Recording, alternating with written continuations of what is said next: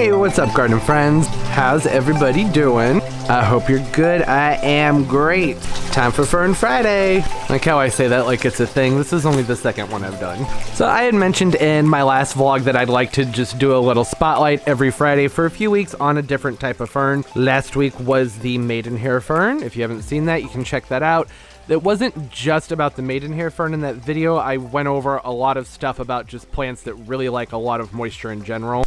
A lot of which also applies to this week's fern. Should have jumped right in there with what we're doing this week. I'm so sorry. Rabbit's foot fern. That's what I wanted to talk about this week. So because I talked about the maidenhair fern last weekend and went over a lot of things that just apply to moisture-loving plants in general, I thought it'd be nice to go ahead and talk about some ferns that are really common and also much easier to care for. At least this has been my experience. Rabbit's foot fern is actually kind of a broad name. I think that there are over 40 different types of ferns that are considered footed, which means they have these sort of fuzzy rhizomes that come out with the leaflets with the ferns. Well, okay, are you gonna come out here where we can see you?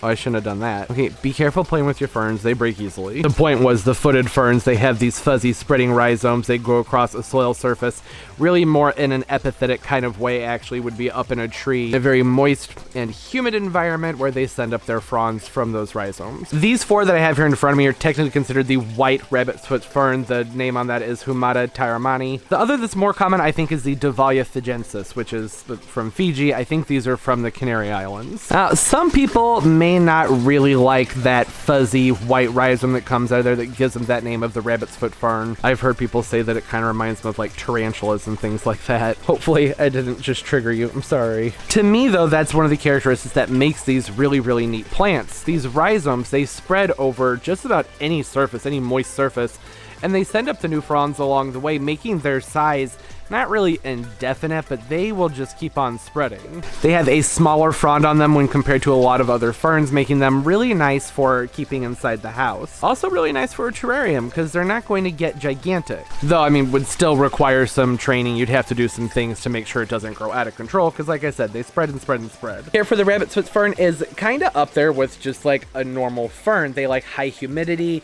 They like a bright lit room in the house, but they don't need the sun beating down on them.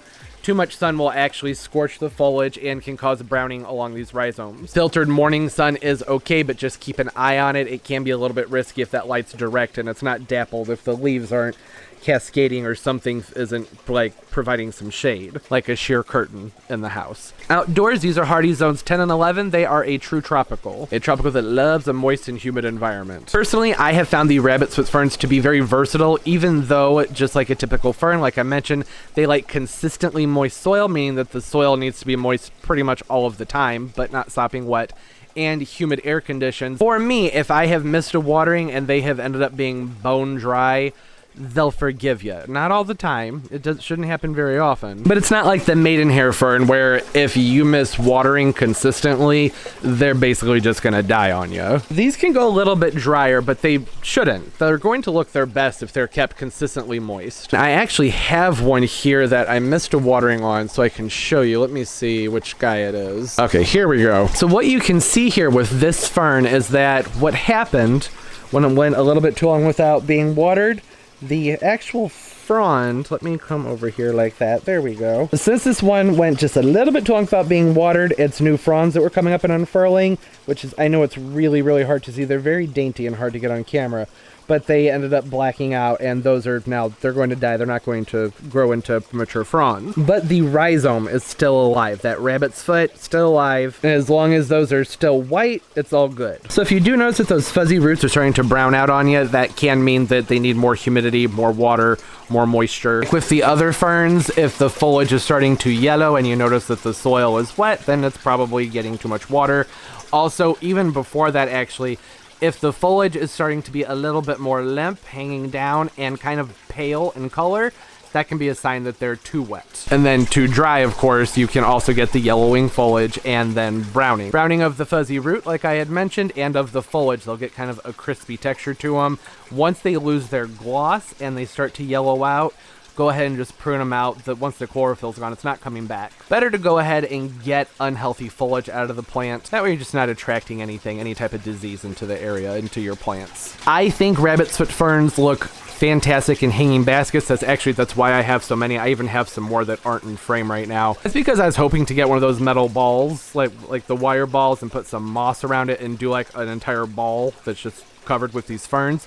Because what they'll do, this rhizome, it'll travel along that moist soil or the moist moss on the outside, and eventually it'll just be a ball covered in fern. It'll be really pretty and easy too. Not going to be a high fuss, high maintenance type of arrangement. As far as battling issues like low humidity and moisture, I covered all that in the maidenhair fern video. If you do happen to pick up one of these new wick guys like they have over at Lowe's, then having that in something where you would want to work that rope down into the water a little bit, that actually can work to your advantage. Though I know that's not the most attractive pot. I don't see any reason why you couldn't, when you repot this, snag this off and go ahead and reuse it. Yeah, the drainage dish with pebbles in it helps wonderfully. Just make sure it's not sitting in the water, it's above it. Daily mistings, once to twice a day. If my audio's wonky, it's because my head's turning all over the place trying to find my water bottle. I like to go in, give them a nice spray, make sure I'm covering the surface of the soil as well as those rhizomes. Not heavily getting the water into the crown of the plant. Yeah, sometimes repotting these guys can be a little bit tricky. If you have one that's fairly mature and these roots have grown over the side, they do have some flexibility to them. If you're concerned about breaking those roots, then I would say go ahead and soak it in a big bowl of water, probably about 15 minutes or so, and see if that makes the roots a little bit more pliable. If not, you can cut these off. If you cut them into, I think, like 3 to 4 inch sections, and then you can put them in, say, like a plastic bag or something with just a little bit of perlite on the bottom and like a squirt of water, then those will root off.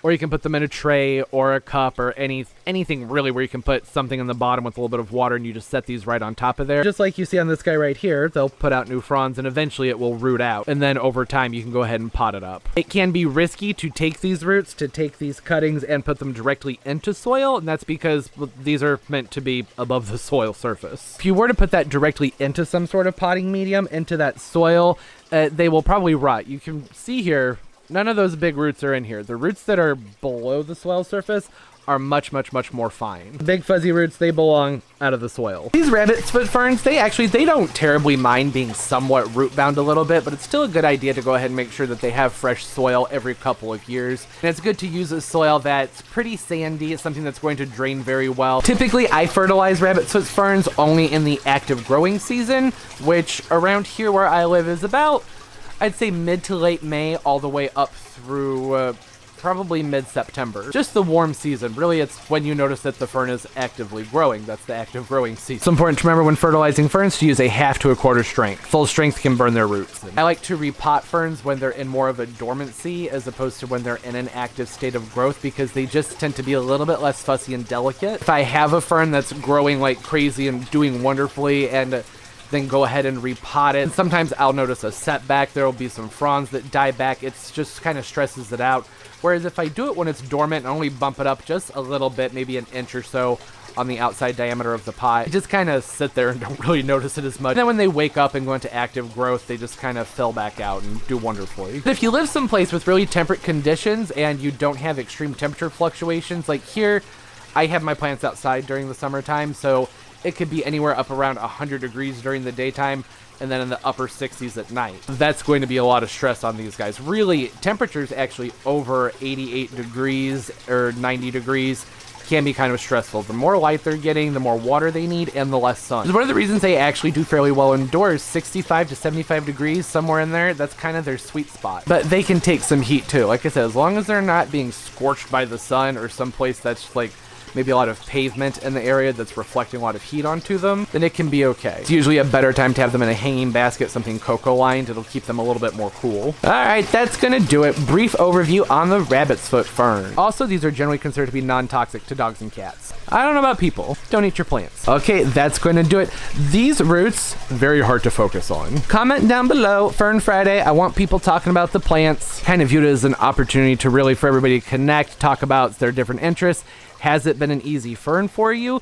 Sometimes growing ferns can be a little bit subjective. What might be an easy plant for one person and more forgiving for them could be something that other people just fail miserably with when they're following the directions on how to care for the plant to the T. I'm always fascinated hearing about that from people. It's kind of fun to be able to do the diagnostics and see all the different variations with how people care for their plants, where they keep them, what their house conditions are like all over the world. Just tickles my inner plant nerd. I'm sure I've left some things out, but like I said, comment down below. Get a conversation going. Tips, tricks. Do you love it? Do you hate it? Like I said, I know some people don't like them. Some people don't like those roots. I think they're pretty cool, but there was a time when I wasn't a fan of those roots. I don't know why, but when I was a teenager, something about them just bugged me. I don't know what it was. I think it's because the texture of them looked like something that would actually be an irritant. Also, probably not best to be playing with them a lot. I'll keep everybody posted on doing that project, trying to do my little fern ball thing. I'll have those things up on Instagram. You can follow me there and I'll follow you back. I have the rest of my social media linked down below in the description of the video. And don't forget to like the video. It helps a ton. I really appreciate it. And subscribe as well and hit the notification bell because I upload multiple times a week. I hope everybody's doing well, that life is great and everything's just going beautifully for you. As always, and most importantly, everybody, keep on growing. Bye bye.